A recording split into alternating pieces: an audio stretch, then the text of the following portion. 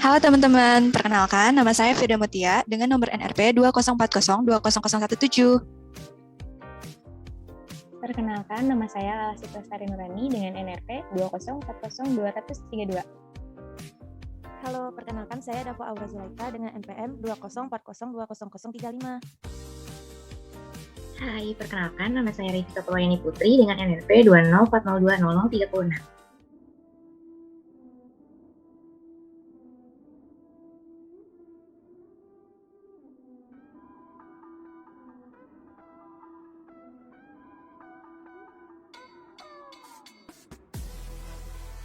Nah, di sini saya akan menjelaskan tentang apa sih motion sim itu.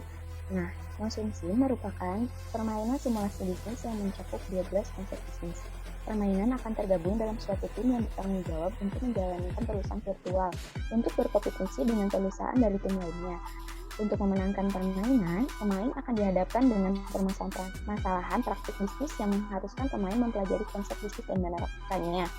Selain itu, motion sim menekankan pemahaman tentang konsep Enterprise Resource Planning (ERP) dalam perusahaan.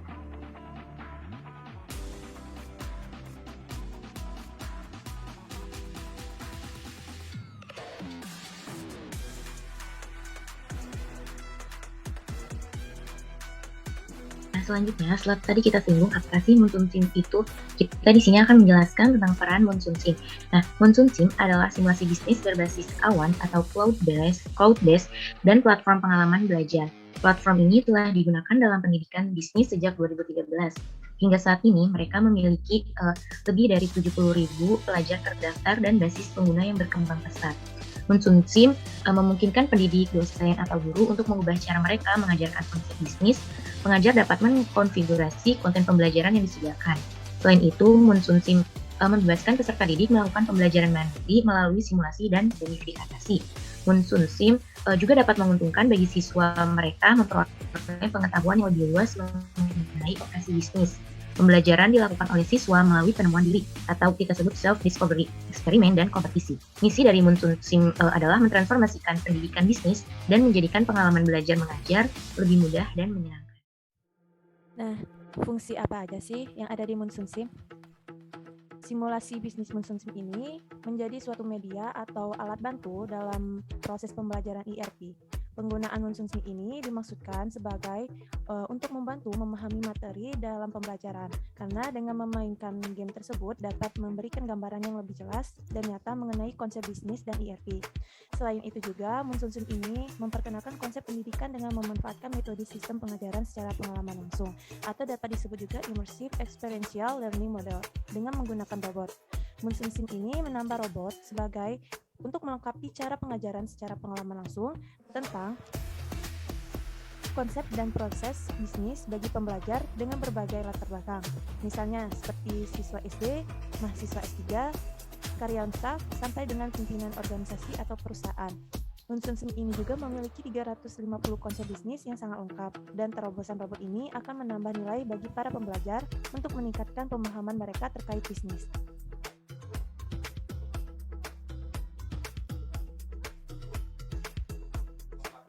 Nah, selanjutnya, apa aja sih modul yang ada di motion sim? Yang pertama ada modul general, yang kedua ada modul finance, yang ketiga ada modul procurement, yang keempat ada modul marketing. Next. Selanjutnya, bagaimana sih cara memaksimalkan profit di motion sim? Yang pertama, teman-teman bisa menjaga stok, kemudian mengatur harga. Yang kedua, teman-teman bisa memanfaatkan space warehouse dan retail sebaik mungkin. Yang ketiga, teman-teman bisa memproduksi barang sendiri. Kemudian, risiko membeli mesin berlebihan. Yang kelima, kemudian risiko menelantarkan HR dan customer service. Dan yang terakhir yaitu kerja sama tim.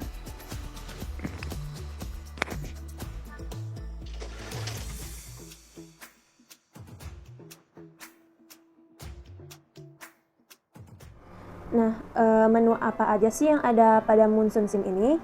Langsung aja kita klik yang ada tulisan member login. Nah, tampilannya akan seperti ini. Ya, sebelumnya bagi teman-teman yang belum melakukan pendaftaran atau yang belum pernah bergabung jadi member, caranya langsung aja bisa klik yang ada tulisan klik to sign up as a member. Nah, tampilannya akan seperti ini. Nanti kita diminta untuk mengisi email, nama lengkap, dan password. Nah, setelah kita mengisi ketiga-tiga tersebut, langsung aja kita checklist yang ada tulisan yes I agree. Lanjut kita klik sign up as a new member. Nah, bagi teman-teman yang udah melakukan pendaftaran atau yang sudah bergabung, lanjut aja ke member login sebelumnya. Nah, langsung aja kita isi email atau user ID dan password yang sudah kita daftar sebelumnya. Lanjut klik login. Nah, tampilannya akan seperti ini setelah kita melakukan login. Dapat teman-teman lihat di sini ada menu-menu utama. Pertama ada menu My Profile, kedua ada menu View All Member, ketiga ada menu Monsoon Sim Game, keempat ada menu What I Have Applied, dan yang terakhir ada menu Monsoon Sim Club. Lanjut aja kita langsung klik menu My Profile. Kita klik. Nah, di sini menu My Profile ini dapat mengatur profil teman-teman. Nah, bisa mengubah avatarnya. Caranya klik aja garis 3 itu. Nah, yang ada tulisan change avatar langsung klik aja.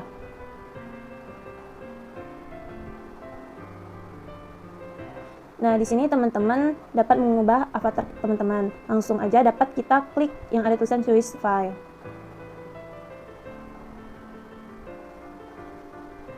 Nah, setelah melakukan perubahan, langsung aja di-upload.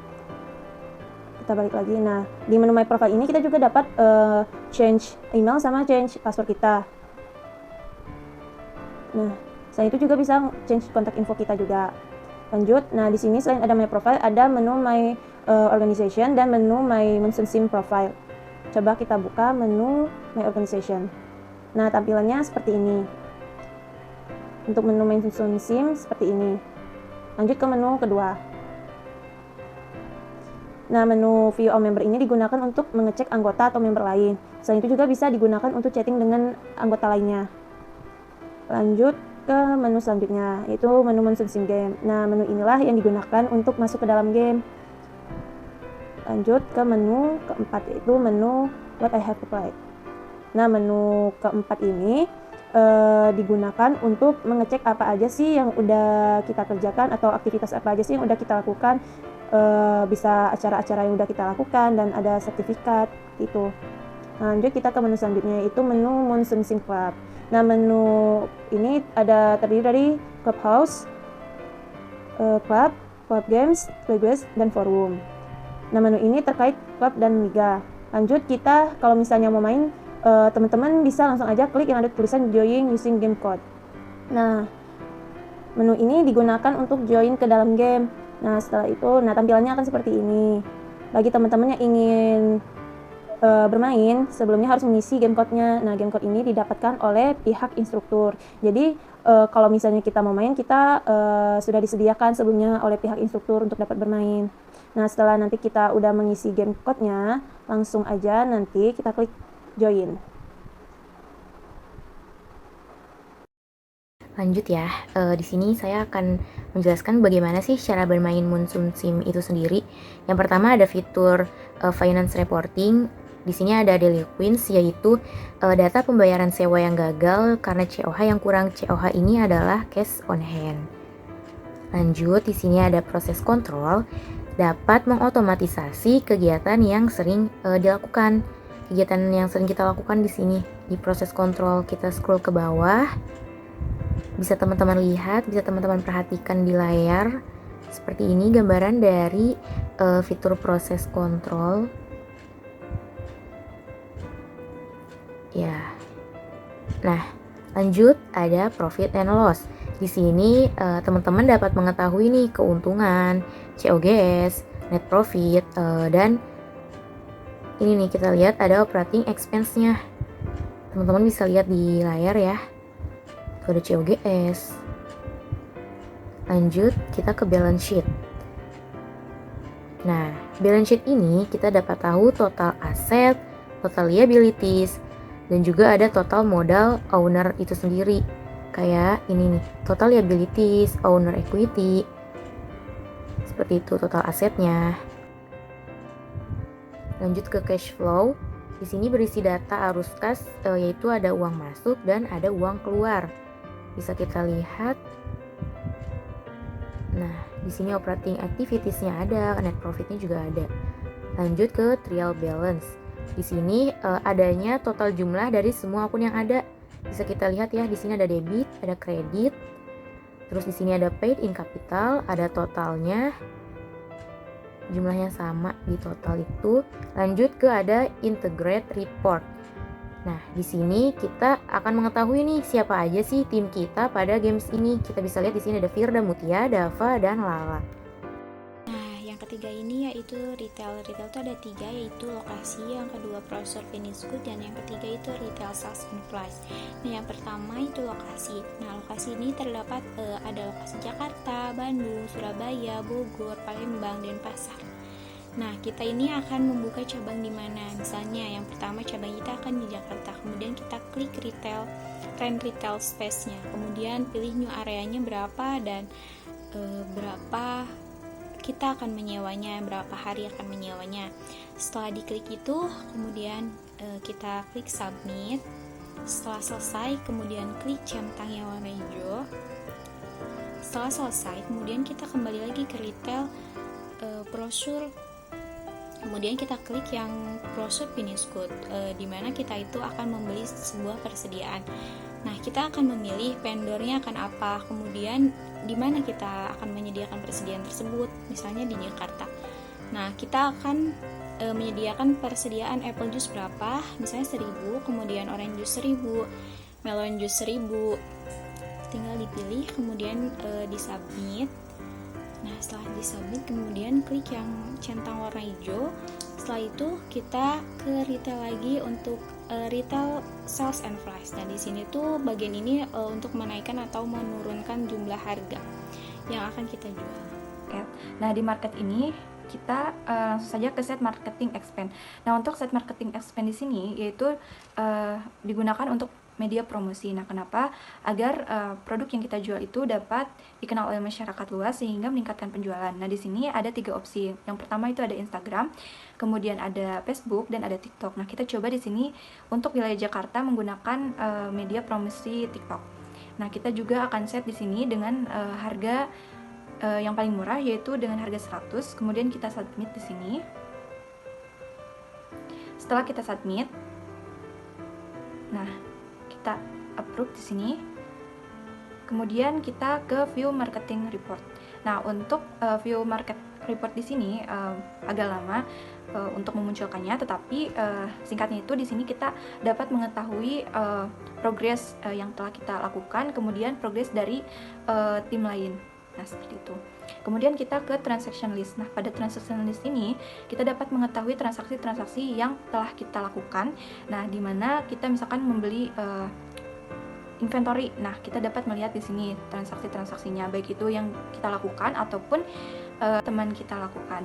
Kemudian di sini yang bergambar seperti message di sini itu yaitu untuk komunikasi antar penjual dan pembeli. Nah, misalkan kita membeli suatu produk atau inventory, nah kemudian misalkan kita oke, nah bisa kita approve di situ karena nanti akan ada tiba-tiba ada muncul pesan atau ada notif di situ, kita approve. Nah, kalau misalkan kita mau tidak akan membelinya atau mengcancelnya, itu bisa kita langsung delete di situ. Nah, kemudian di pinggirnya itu seperti kolom chat. Nah, di situ itu digunakan untuk berkomunikasi dengan sesama rekan kita. Nah, kemudian di sini bisa kita lihat ada berbagai menu-menu yang lainnya, seperti ada di sini inventory. Nah, untuk di menu inventory ini kita dapat melihat hasil dari pembelian inventory yang sudah kita beli sebelumnya. Nah, di sini dan juga lokasi-lokasinya. Kemudian di sini ada retail sales. Di retail sales ini kita dapat mengetahui revenue, kemudian COGS dari penjualan yang kita lakukan. Nah, kemudian selanjutnya ada operating expense. Nah, di operating expense ini kita dapat mengetahui beban operating yang kita keluarkan selama kita melakukan games ini. Nah, misalkan di sini ada marketing untuk tadi untuk media promosi. Nah, kemudian ada cash on hand. Nah, pada cash on hand ini kita dapat mengetahui pengeluaran-pengeluaran yang kita lakukan. Nah, seperti itu. Kemudian di sini ada produk purchase order. Nah, untuk produk purchase order di sini kita dapat mengetahui produk yang kita pesan, misalkan di vendor 1 atau di vendor 2. Nah, kita juga bisa melihat lokasinya, kemudian kuantitinya dan amount-nya. Itu. Nah, kemudian ada marketing. Nah, untuk marketing di sini seperti yang sudah saya jelaskan sebelumnya. Nah, untuk di marketing ini tadi kan kita misalkan di wilayah untuk Jakarta, kita menggunakan TikTok atau misalkan Instagram. Nah, bisa kita lihat di sini. Dan juga fee-nya bisa kita lihat di sini gitu, seperti itu. Nah, mungkin sekian yang dapat saya sampaikan. Kurang lebihnya mohon dimaafkan. Terima kasih.